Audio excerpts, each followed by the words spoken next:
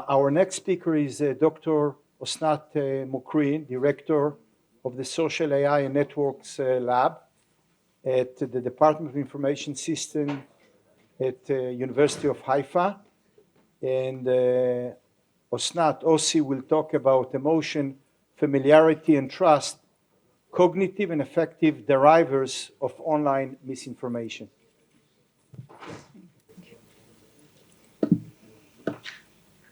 Hi, do you hear me? Happy to be here. So today I'm going to show you how emotional manipulation operates as a cyber weapon, not by hacking systems, but by influencing what people believe and how they react. Right. And emotional influence is especially efficient during a crisis. When in crisis, our cognitive bandwidth shrinks. We are very much busy with the stress. And then our working memory becomes smaller. And we sort of default to very simple thinking processes. We cannot really process complex information. And we also become very emotional reactive. And a crisis is a very interesting place to see if that sort of individual behavior also scales up. So like others, we were able to achieve information from the Russian attack on Ukraine, starting Twitters that were busy with that scenario using keywords. And we obtained a data set that started 2 days before the attack and lasted for 15 days. After hydration, we have 57.8 million tweets by 22 million distinct users. Now, this is how the network looked, the retweet network looked 2 days before the attack. What you see here is a network formed by every node is a Twitter user, and we put a link between two users if one of them retweeted the other. So it sort of creates communities that talk about the same things. And there is some information flowing between the communities, but we colored the communities by their sort of topics. I'll give you two examples. Here we see a Japanese cluster, very isolated, and they were military people talking about weapons on both sides.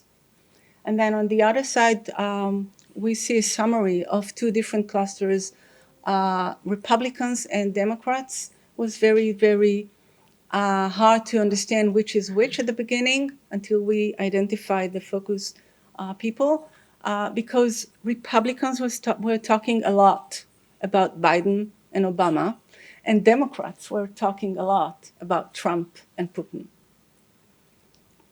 Okay, and now for the attack day. So here's the day of the attack, and no more distinct bubbles. We have one giant component and then some other clusters, but they do not, hardly any information flows between them. Modularity is very, very high. So the blue is the very, very large component. Sort of everybody is retweeting everybody. And interestingly enough, what you see here is that the number of topics and the number of terms is dropping significantly because people are sharing the same thing over and over again. And that day correlated very highly with high anger. People were angry.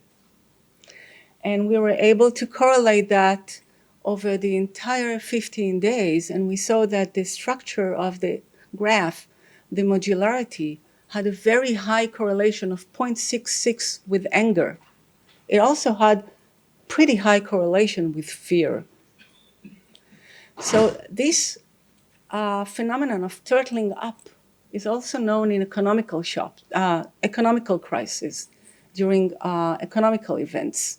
And we see it again here. During a crisis, as you can see here, sort of clusters collapse. There's one giant cluster, some other small ones, but they collapse. They talk within themselves. This is turtling up. And then over the entire period, the structure correlates with the emotions.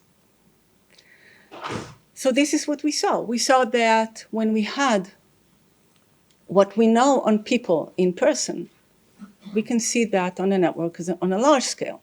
There is cognitive overload. People default to very small vocabulary, simple messages, and they retweet. They're very busy with retweeting.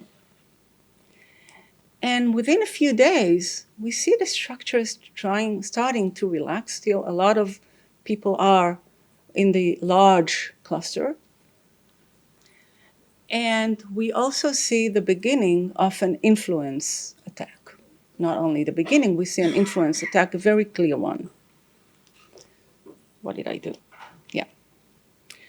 Now, I want to mention two cognitive processes. One is very well known, and the other is novel. The first one is repetition. Repetition, and I will demonstrate it later, creates credibility. It's very well known, has been shown for the last 30 years in many, many, many papers. But the other cognitive process is selective omission by the influencer. And I want to go into that. Everybody was talking about invasion, the Russian invasion and the aggression, and condemn it and protest and wanted to suspend the fire. However, this influence attack, #NATO, never mentioned any of these terms. They were suppressed. They did repeat again and again and again the expansion, expand, join, alliance, membership, the same message, using the same terms again and again and again, by suppressing the other narratives. So, for repetition, it is well known. It's very easy. Repetition is something that is familiar, easy to process. When we're in crisis, we default to that. Familiarity is a precondition for trust, and we trust that. It's credible. But what about absence?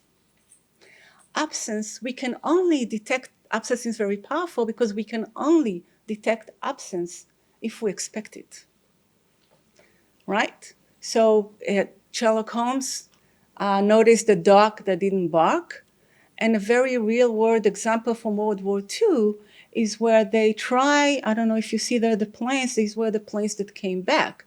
So they were putting more armor onto the place that they would see the bullets. What about the place that you don't see the bullets? These were the planes that never made it back. You need to put more armor there. So Wild found the missing. So the missing is something that is really hard to detect. So taken together, repeating the message again and again and again while suppressing the other message is a powerful influence strategy. So in summary, crisis creates stress, cognitive mechanisms shrink, and we have emotional reaction that sort of weakens our filters. We process simple information only. Repetition works very well. Omission and absence enables shifting the conversation to the topic that the influencer wants us to discuss.